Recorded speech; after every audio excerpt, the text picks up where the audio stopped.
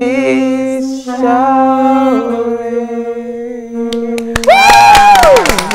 Thank you so much. Thank you very much.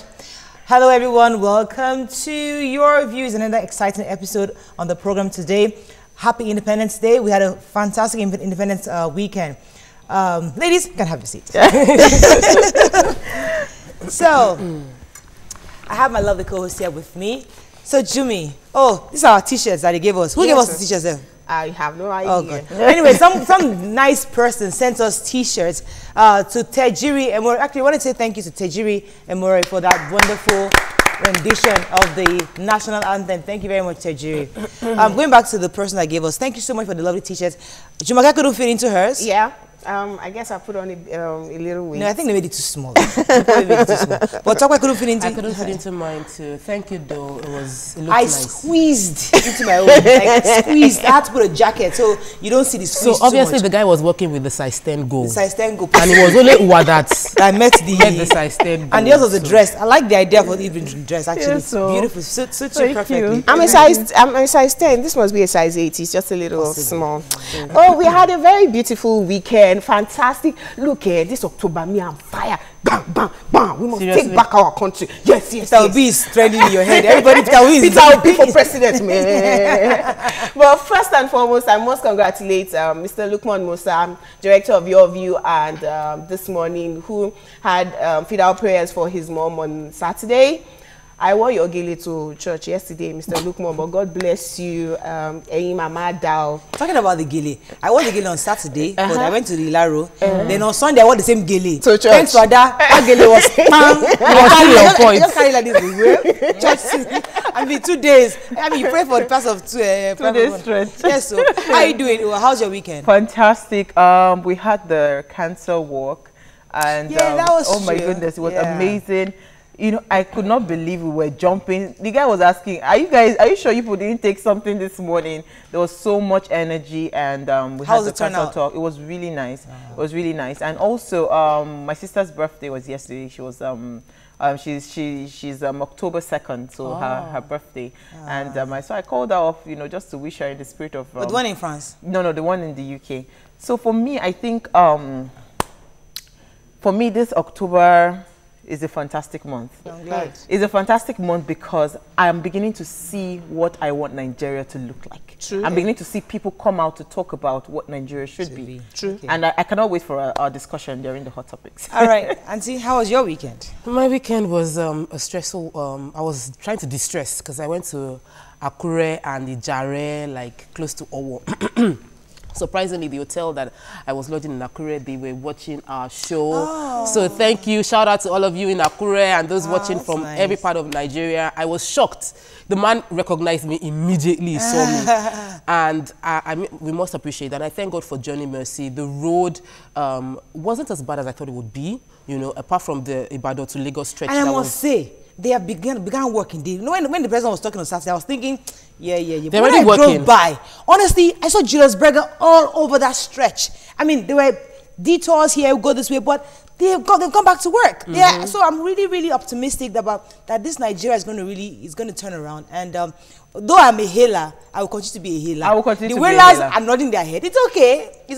I'm a hailer. We're optimistic because I think on defense. We'll talk about it in a hot topic, because the truth is that I think for the first time, our president's speech actually gave me a bit of hope, somewhat. So I felt for a second that, okay, maybe we are heading somewhere, hopefully, because there was been a lot of dark areas, gray areas in the past few months. I was wondering, where are we? But, we'll discuss it today. I know you're not very impressed, but no, it's okay, we'll talk about it. Let's take a break. When we come back, we'd like to hear your views on this whole Independence Day celebration. But first, we look at the front pages of the newspapers, which only Jumoke read.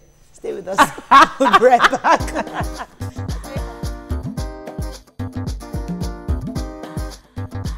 Stay tuned. Your View will be right back.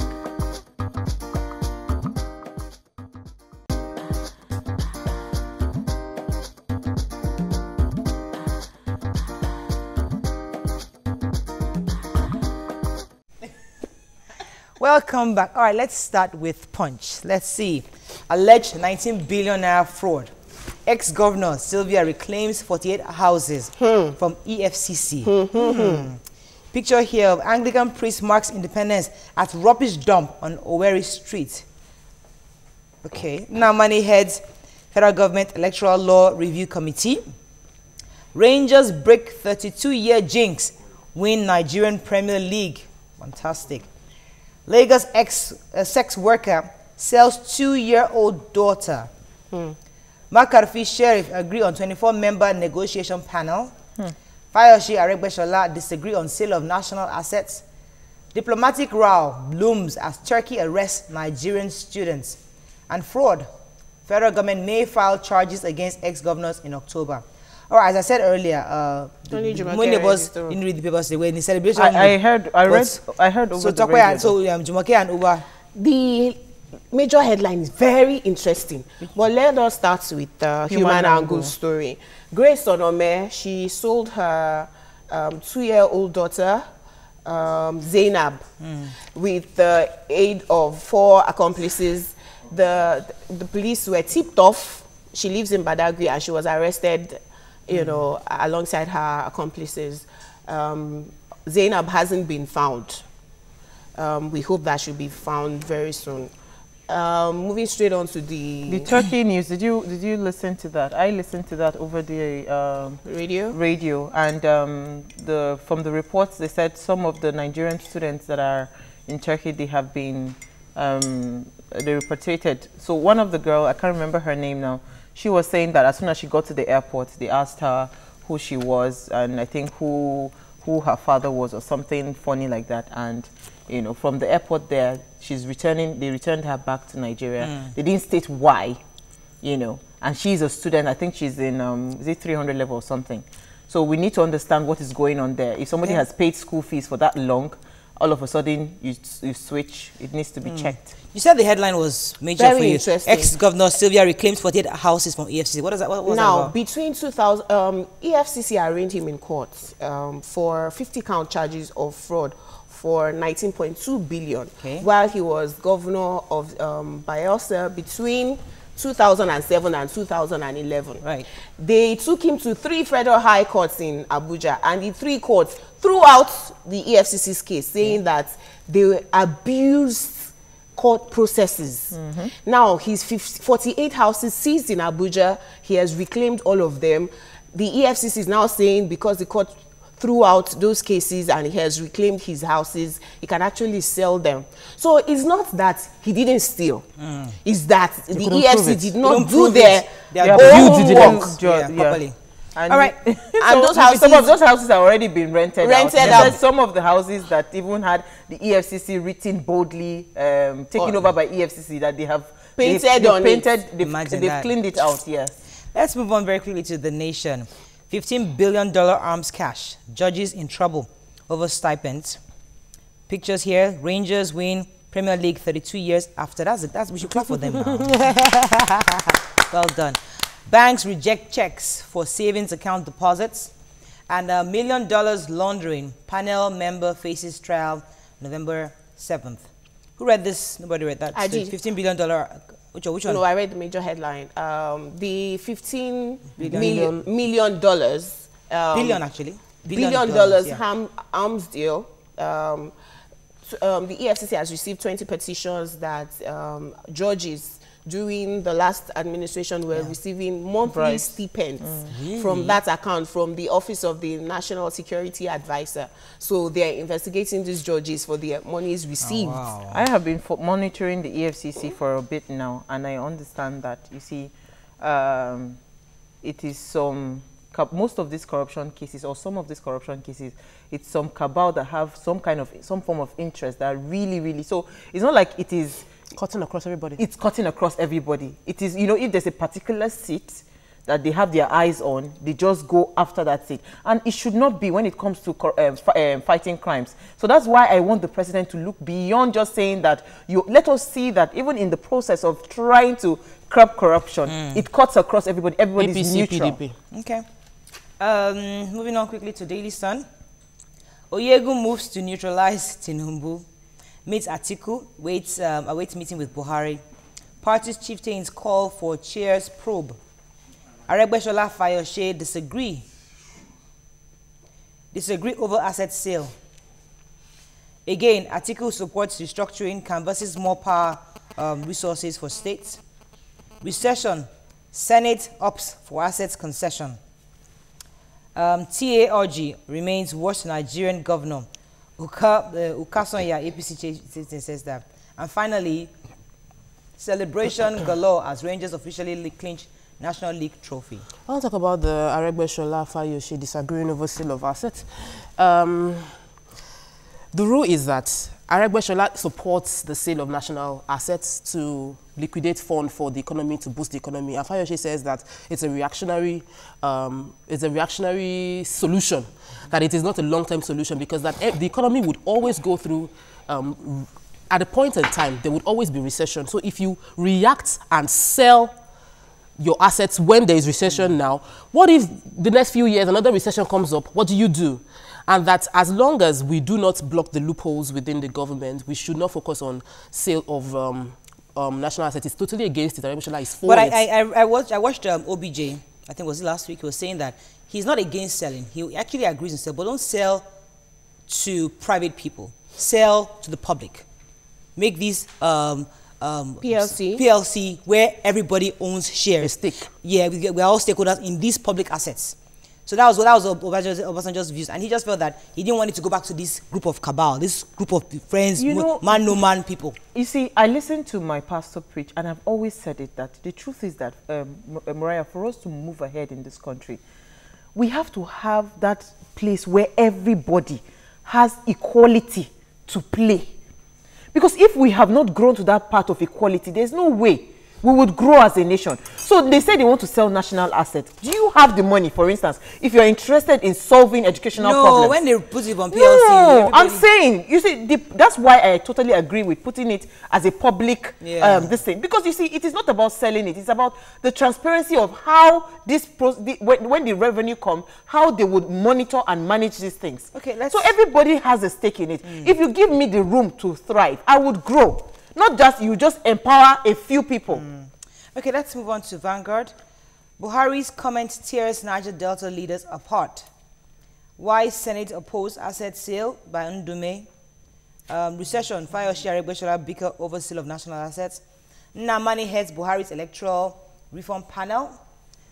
Foreign reserve lost $5.5 billion in Q2, says CBN governor.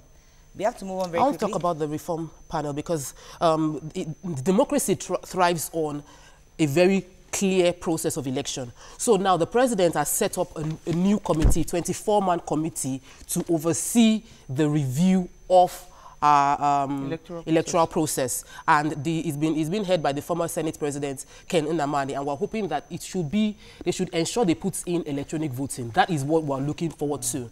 And monitoring. Yeah. Okay, moving on to our final paper, which is this day. All marketers want preferential forex rate for petrol extended to aviation fuel. Choice of Akeredolu's running mate causes another stir in APC. So I'm assuming they've accepted Akeredolu. Is that what they're saying? Federal government calls for lifting of suspension on cocoa exports to U.S. market. Lai Mohammed, federal government established links with Boko Haram thrice for exchange of Chibok girls. Again, NLC wants federal government, says Nigeria is not for sale. Right. No story there. All right, I think that's a wrap on Front Page Review. When we return, Nigeria at 56, where are we as a nation? And later, we'll discuss Nigeria at 56 also. Stay with us, we'll be right back.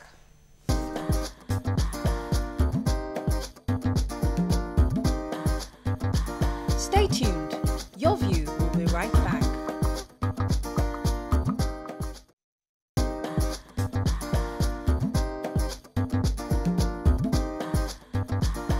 Welcome back to Your View.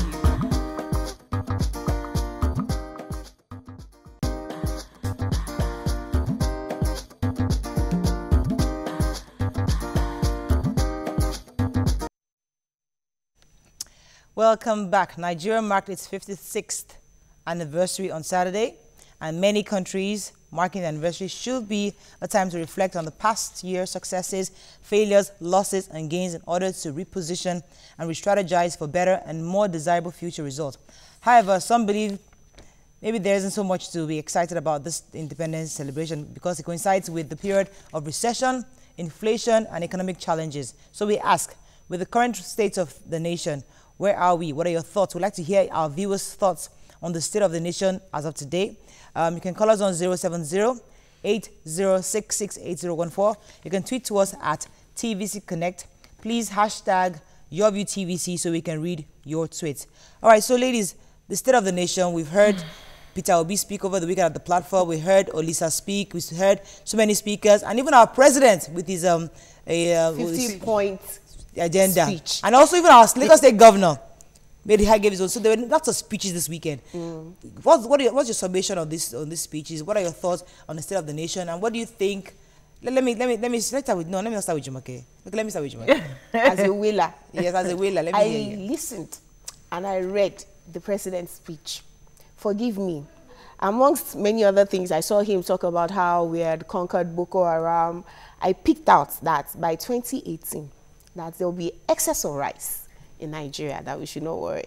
But I read Reuben Abati's write-up. He was saying that, yes, the only thing that we have to celebrate right now is that we're alive because things have gone bad. There are many people who agree with him, but then again, there are people who are also saying that you just can't keep on complaining. You are not going to change the country by just sitting down, you know, and complaining. We have to take back Nigeria. I was very pleased with Peter Obi's speech. You know, I was gingered, I was fired up. And Pastor Sam Adeyemi said something that was very pivotal, that what we, the citizens, have with the politicians now is for them to tell us how they're going to change our laws in a way that it will change the economy. For instance, our Land Use Act, to the extent that we can get our C of O's in years where you can have money, go to a bank and take loans and empower yourself, you know, rather than have a class of people, the political class, who are just... They are the ones who are powerful. They will give themselves money. You leave people in poverty. And the truth about it is the youth are so impoverished that they are not faced with what is happening in the polity, survival that. So moving forward, where we are right now is Nigeria is in a recession. All of us are complaining. But how to get out of it is for all of us to come together and do the right thing as a people. I agree with you totally, Jumoke, because one of the things I picked out also from this Peter Obi speech, and I think from our president, is that, listen, government, for me, again, is supposed to help you facilitate your growth. So they don't necessarily have to be the one to fix it. You fix it, but let them make... And what Peter Obi said was that he realized what caused poverty in his community was access. His people didn't have access, right? So he built roads. So people can have... Mr. John that is building, that is farming and getting tomatoes, can transport his tomatoes to Mr. Johnson's house to sell. You know, the idea is that provide what we need to... And I think... to take up on what our president was saying, I mean, when he listed out the various roads that the Ministry of Power and Works and Housing has been mobilized to do this, for me, I felt, okay, there was progress. Yes, you're going to borrow more, but borrowing, we've been told, is not bad as long as we know what that money is going to be used for. So once it is itemized, I feel there might be progress. So, as I said, that speech would help me. It didn't help me. It didn't make me feel that we're clueless anymore. Initially, there was that sense of, where the heck are we? What are we doing? But after hearing our president speak on Saturday, for a second, I felt, okay, maybe there's a plan. Okay, maybe we're going somewhere indeed. So, that was what that speech did for me. But what are your thoughts over the weekend? For me, I think where we are right now, we are in a very, very good place. Okay.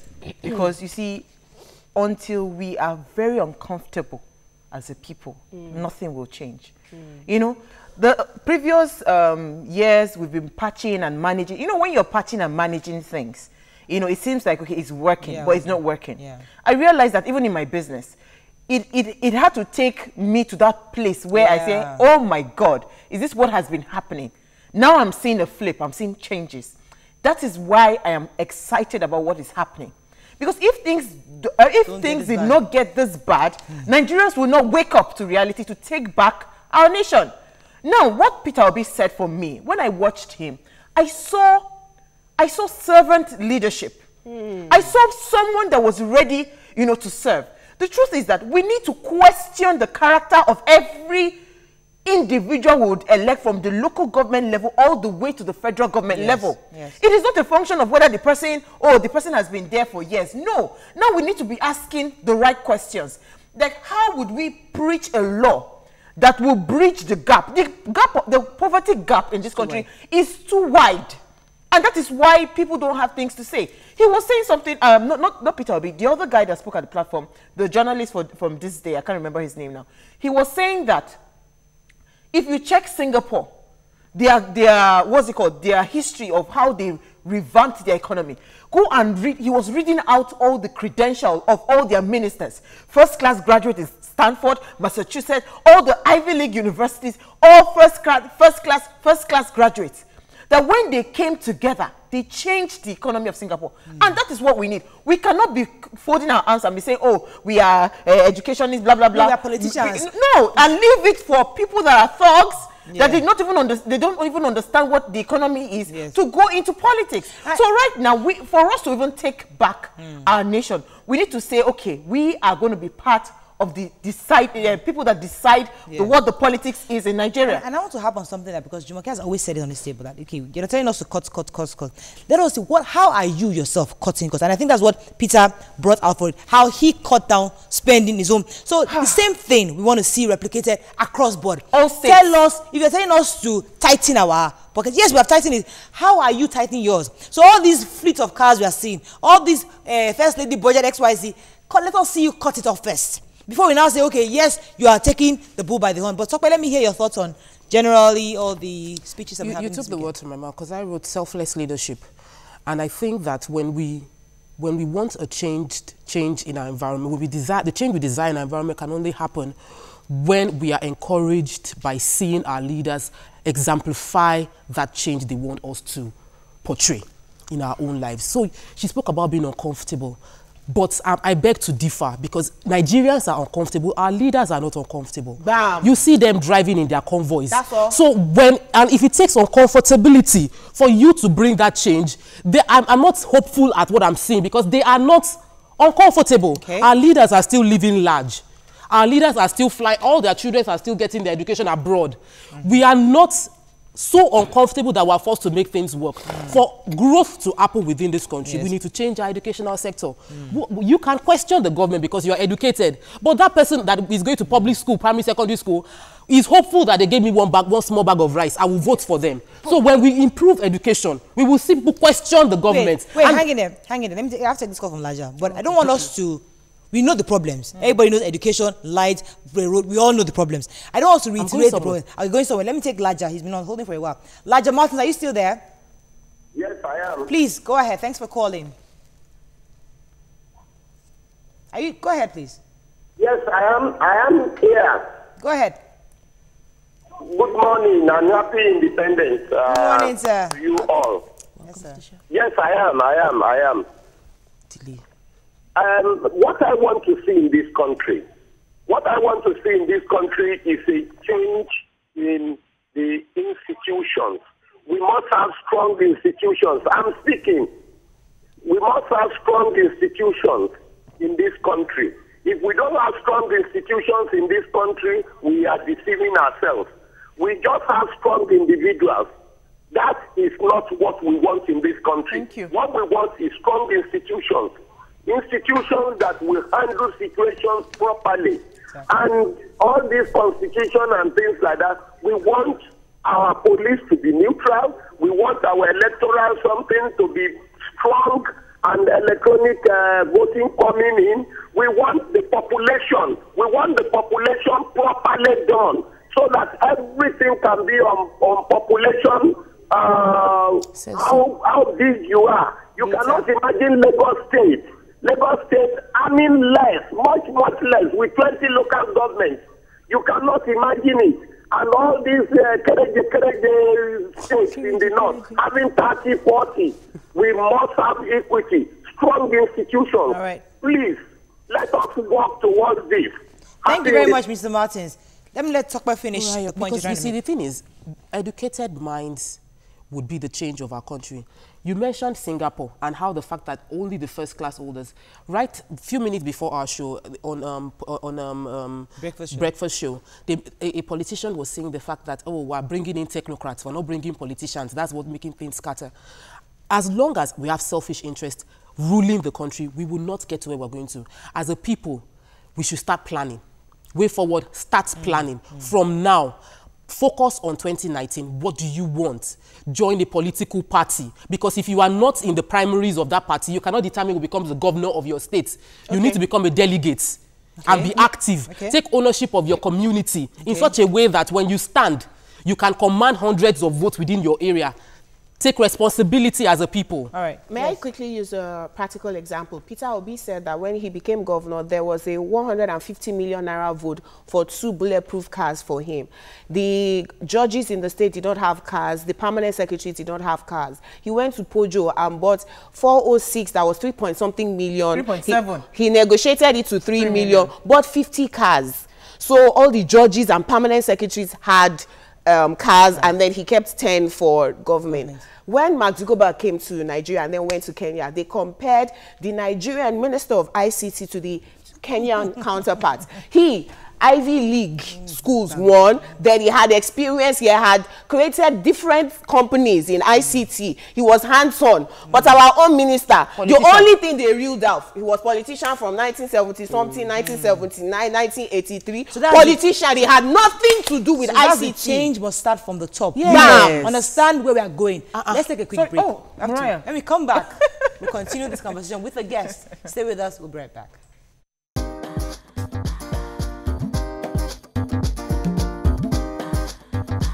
Stay tuned. Your View will be right back.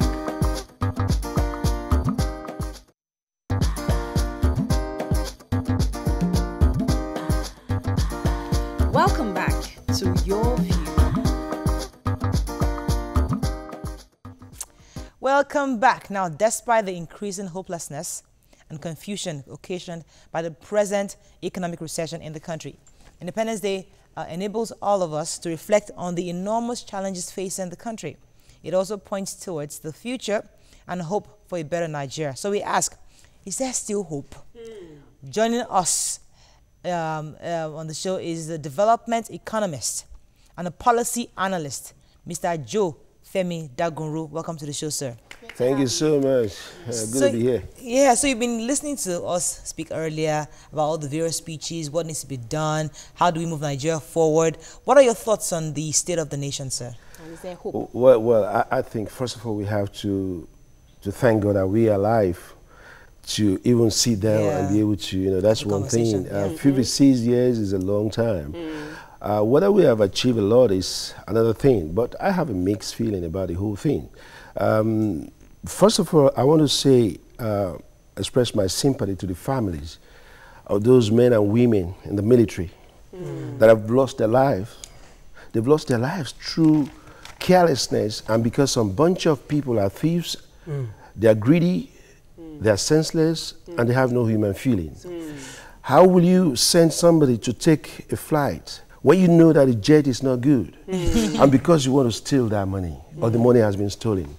So we have to begin to look at this from a very broader perspective. And nobody cares, I don't know who cares about those boys and girls, those men and women, those officers and men who have lost their lives just because of some people who are greedy, selfish. Then I want to say, express my sympathy to the men and women who have served this nation and they are not being paid. Those are the pensioners that are not listed in PENCOM. And some 4 or 5 years, I have some of them in my family, and they have not been paid. They are little. What are we talking about? Some of them are just earning 5,000, 10,000, or 20,000. 4 years, you've not paid them. This is not the issue about Buhari, but this is the issue about Nigeria. And now you have to look at it as well, that if from just what you read, 48 houses belongs to an ex-governor. Now, it's not a problem if this man has made so much money from his private businesses. But were these declared before becoming the governor? And if it were declared and we can say, okay, fine, it's your house, you've done well. But if we cannot see that in the declaration form, and later on we are finding out that this is it, I think we have to review that case. Another thing is this, we are beginning to look at the kind of men and women we have in our National Assembly. You know, if NETI, the Nigerian Extractive Industry Transparency Initiative, if they said, look, pass the PIB, the Petroleum Industry Bill, if you pass this, we should be able to have some bunch of millions and billions of dollars. And for over 7 years, this bill has not been passed. Yes. What are we doing? True. Are we serious about moving this country forward? But I tell you what, most of the cases now we are seeing is about you be thief, I no be thief, you be armed robber, I no be armed robber. So fella has said it. You say you're a thief, we take you to court to get your bail, you sit down at home, from your comfort of your home, you are coming to court with, you know, line up with, you know, teams of lawyers, and then so you are not even feeling the pain of being called thief or armed robber or whatever. So now you have authorities stealing in places. You know, when you listen to this, my brother, you know, late fella Nicolas Kukutu, you know, he has just said most of these things. Sir, people are there. Let me pause you for a second, because one of the things I told Tokwe earlier is that we know the problems. Yes. We are very clear. Everybody on the street can itemize Nigeria's problems. Now, we are 56, and we want young people to understand how to move forward. Where do we go from here? How do we go? What do we do from here? Yes, pensioners have not been paid. Yes. What do we do? How do we fix it? It's so simple. Pay the pensioner. It's so simple. Don't let the man who steals government money go free. But how do you do it? See, when we analyze this basket of problems, every Nigerian will have a solution to it. True. And then when you look at it from that point, that's what I'm saying. Pass the bill so that we can get more money. Right. So this is not a difficult thing. But they refuse to pass this bill. What do we, the citizens, do? They recall those people. Bam. That's what so if you can recall one or two people from there and say, you see, when you have that kind of assembly where they have wardrobe allowance, and people don't have what to eat and what, recall them, make noise about them. So those are the kind of things we have to do. And apart from that, there's some issues we have to look at. You see, going into politics, some of you say, let's go into politics. If you don't have money, you can't go into politics. True. Politics is not something you want to go because you went to one fine university. And people. And let me tell you, most of the people below the line, they are not interested in you coming to tell them that, look, I want to do this when I get there. They say, pay us now before you get there. Because when you get there, we can't see you anymore. We don't see you. So those are the kind of things we're. But let me say one thing. We can always say we want to have the best, but if we don't begin to trash the past and the present, you cannot have the future that is brilliant. So the present situation is you have people who have been, you know, charged to court. We are not hearing anything. The judiciary has to be, they have a role to play. And when you are thinking of this ministry, we have to begin to merge, scrap some ministry. I've said it somewhere before. Ministry of Tourism. Why should we have a Minister of Tourism? When in all the 36 states of FCT, they have ministries, Commissioner for Tourism. What are you going to do again? We have Calabar Festival going on. We have Lagos Festival. We have Abuja Festival. What are those people doing in the Ministry of Tourism? Scrap it or merge it with Ministry of Industry or Ministry of Information. You have the Export Promotion Council. You have the Investment Promotion Council. What are they exporting? What are the council? What are they doing there? They fly around, and you have that, you know, somebody who just put on the green, white, green like you're doing and say, look, I'm promoting Nigeria. You know, it's nonsense. You know, so these are the things we don't need. If you say, how do you move forward? Let's begin to do. Is it not good when we have Fashola manning 3 ministry? We've saved some money, and we are seeing effect of that. Take it or leave it. This guy is doing something. It might not be immediate. You know how long this Lagos Ibadan Express Road has been awarded to one person to another person. This guy is moving it. So I think the problem we are seeing right now is not the problem of this administration, but we just have to say, look, let's wait a minute and see what this administration is doing. And I tell you another thing. What is going on is about, this is the first time in the history, correct me, I may be wrong, correct me. This is the first time in the history of this nation that we are seeing military generals being prosecuted. We've not seen that before. Before they will steal the money, they go. We don't even know that they steal money. But right now, if you steal money, you know you are coming back. And this is the first time, hold on a minute, that you have seen people stealing money and putting it underground. So there are a lot of things. What do we do? Don't we know their houses? This is the first time we are beginning to hear ghost workers. A ghost worker that has a name, that has an address, that a ghost worker that can go and pick money from the bank, a ghost worker that has BVN. Are they ghost workers? These are not ghosts. These are people you plant there and you can get the money from them. Prosecute all the ghost workers. The ghost workers, hold on a second, the ghost workers have not been prosecuted. And you know you have 5,000 so and so ghost workers. In another 6 months, there will be another ghost worker. Go ahead. Peter Obi was talking, and he made mention of the fact that some people said that they were coming to visit him in the government house. And when they were about leaving, the protocol guys came and ran out. They ran out to him and say, Oga, we have to give them something. And he said, they solicited a visit. They wrote to me. I mean, really. You know, and he said how he has, you know, told people to stay in their houses, that he's going there to go and visit them. So that nobody will come to government house to spend government money. Come and He understood the need of the people, and he understood that the money was meant for governance, not for frivolities. Now, where is the role of people? Because I mentioned earlier that you are, until we get to that point where we are uncomfortable, are you sure we are ready? Because if we see a politician today, we're asking him even for money. us, we are expecting him to give us money. So how do we now say we want to move forward when we are not even ready to see the change? Buhari came into power, and we have seen how the president has, in the north, for instance, now, every bank you go to, everywhere you are hearing agriculture, agriculture, agriculture, agriculture. Trust me, there are loads of people harvesting.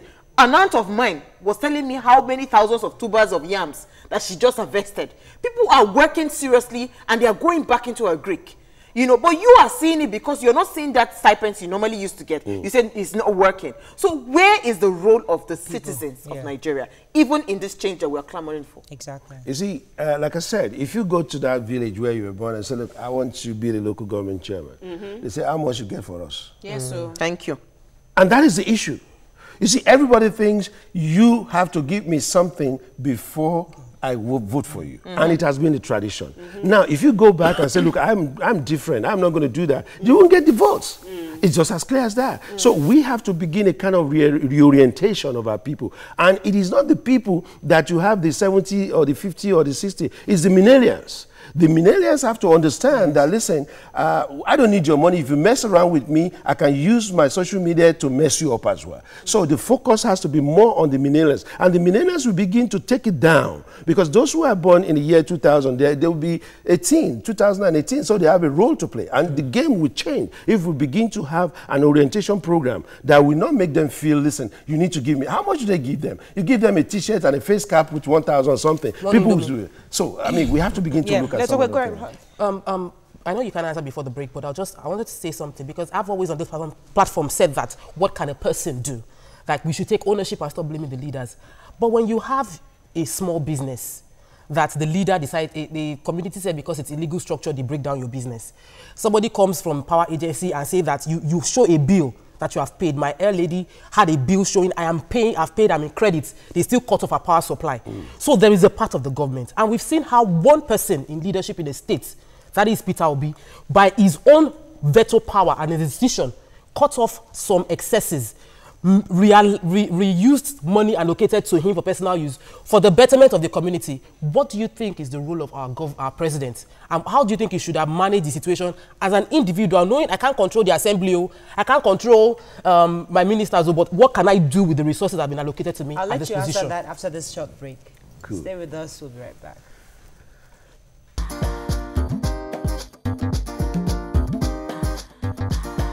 Welcome back to Your View.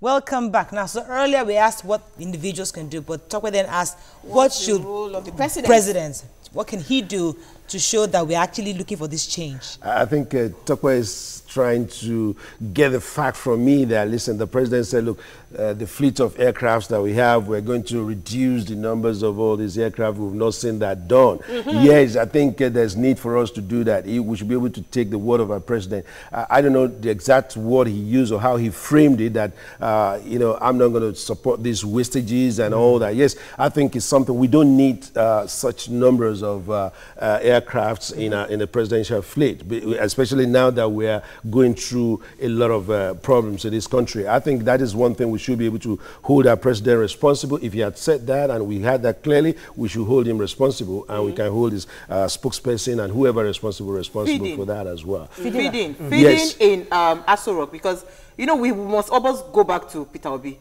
He said he came back home one day, his chef had done a buffet for 50 and he people. was asking, who is going to eat this food? You know, I have not told you that somebody is coming.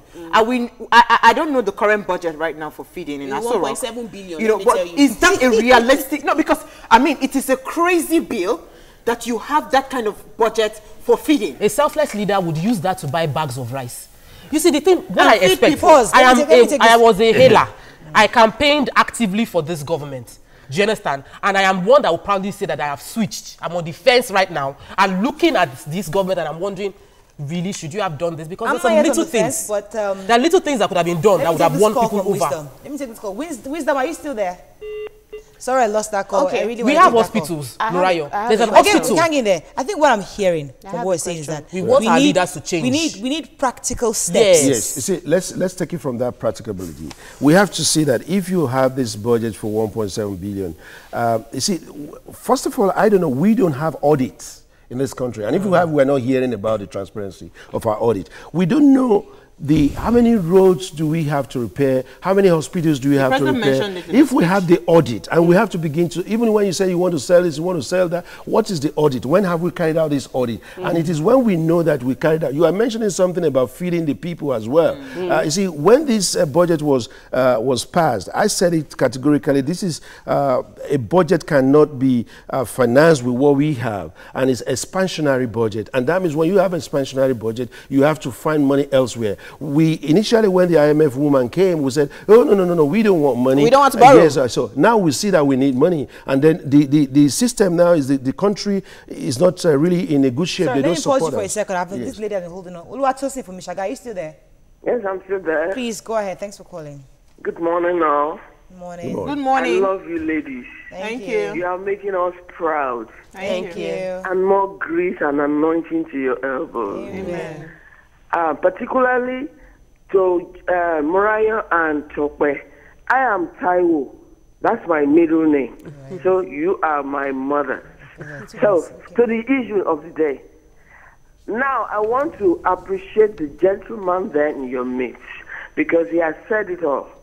Right from our independence, because we are going down memory lane 56, we are marking our 56th anniversary. I want to tell you that we have to stop the blame game. Because if you look at the way Nigeria has been handed over right from independence through to Buhari now, it has been military to, independence, when the British handed over to the likes of Sadana, Tafawa Balewa, now Babawolowo, Nnamdi Azikiwe, it was truncated by the military. Yes. Military to the Second Republic, to the Third Republic. This is the first time Nigeria is experiencing political party transformation from political party to another political party. Yes. Please, Nigerians should not expect magic. That is the truth. Nigerians should wait for Buhari to do what he needs to do. This is the first time from political party to political party. Although we cannot forget the misrule of PDP, but now that is being done, the power was transferred to another party.